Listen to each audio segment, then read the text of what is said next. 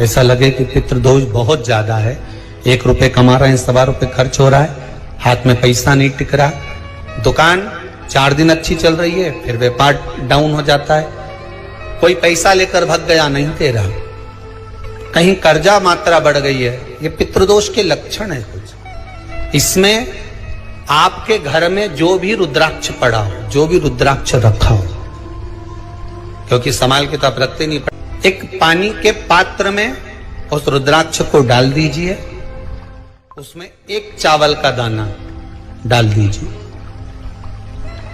महाराज, परिंदा जहां होता है, मटका, हंडा या रसोई घर में आपका जो पानी भरने का स्थान होता है, जिसको आरो वारो क्या क्या लगा के रखते हो, उसी के कहीं पास में उस कलश को रख दीजिए, ऊपर से उसको ढक दीजिए।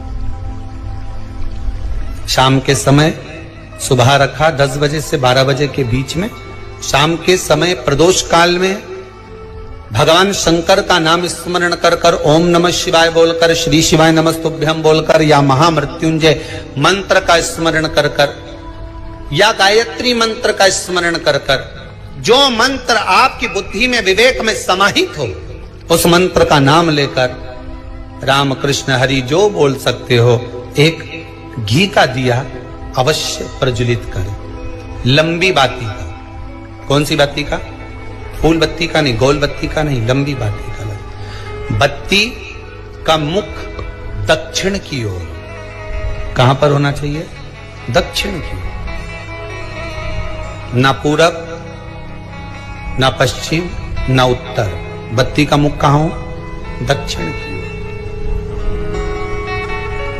जैसे श्राद्ध पक्ष में ब्राह्मण को जब भोजन कराते हैं तो ब्राह्मण का मुख श्राद्ध पक्ष के भोजन कराते समय अगर पूरब, पश्चिम और उत्तर का होता है तो श्राद्ध के भोजन का फल नहीं मिलता। उसका मुख दक्षिण का होता है तो हमारे घर के जितने भी पितर उस तिथि में गए होते हैं, सबको उसका भाग मिल जाता है और पितृदोष समाप्त हो जाता है। इसलिए ब्राह्मण का मुख श्राद्ध पक्ष में भोजन कराते समय दक्षिण का होना चाहिए। ब्राह्मण का मुख दक्षिण का हो।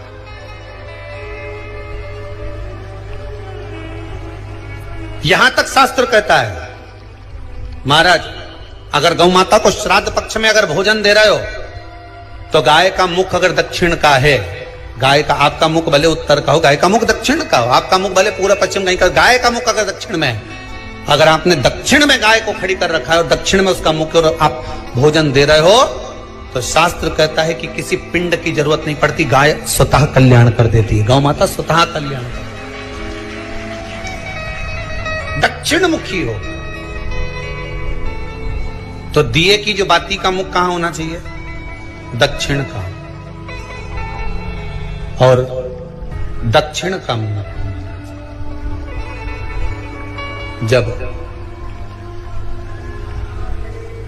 जब दक्षिण का मुख हो, दक्षिण की ओर बाती हो महाराज, तब दक्षिण की बाती जलाने के बाद में भगवान से वहीं पर प्रार्थना करें।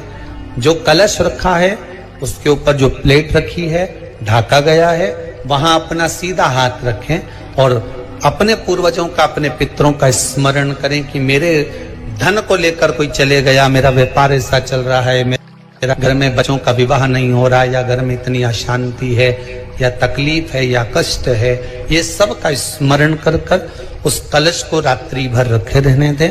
सुबह स्नान आदि करने के बाद फिर एक घी का दिया दक्षिण की ओर लगाकर सुबह 10 बजे से 12 बजे के बीच में उस जल को शिव जी को समर्पित कर कर आ जाएं और वो रुद्राक्ष लेकर वापिस सजाएं। महाराज वापिस सजाएं, उस रुद्राक्ष को अपने घर में रख दीजिए।